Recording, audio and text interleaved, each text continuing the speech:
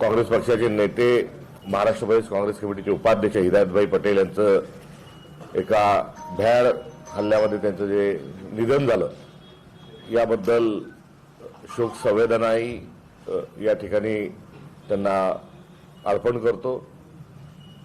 त्यांचा झालेला जो हल्ला आहे या संदर्भामध्ये महाराष्ट्रात लॉ अँड ऑर्डरची परिस्थिती किती बिघडलेली याचं एक उदाहरण आहे।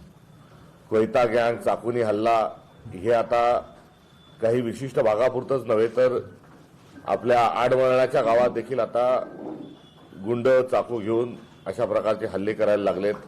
महाराष्ट्राला पूर्ण वेळ गृहमंत्री नसण्याचं काय परिणाम होऊ शकतात कायदा सुव्यवस्थेच्या अनुषंगानं याचं एक दुर्दैवी उदाहरण आहे। ताबडतोब सगळे जे आरोपी आहेत त्यांना अटक करावं।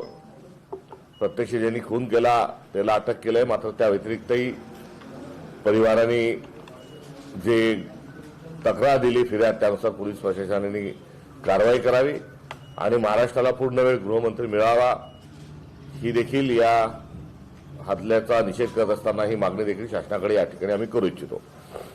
महानगरपालिकेच्या निवडणुकाचा प्रचार सुरू झालेला आहे आणि या निवडणुकीमध्ये 29 ठिकाणी निवडणुका महाराष्ट्रामध्ये संपन्न होत आहेत। अमरावती महानगरपालिकेमध्ये काँग्रेस मजबूत स्थितीत आहे।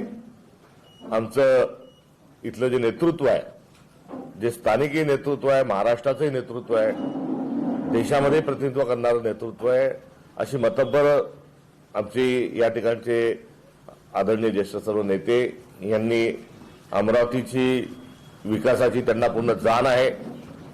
शहर कोणत्या दिशेने गेलं पाहिजे याचं भान देखील त्यांच्याजवळ आहे।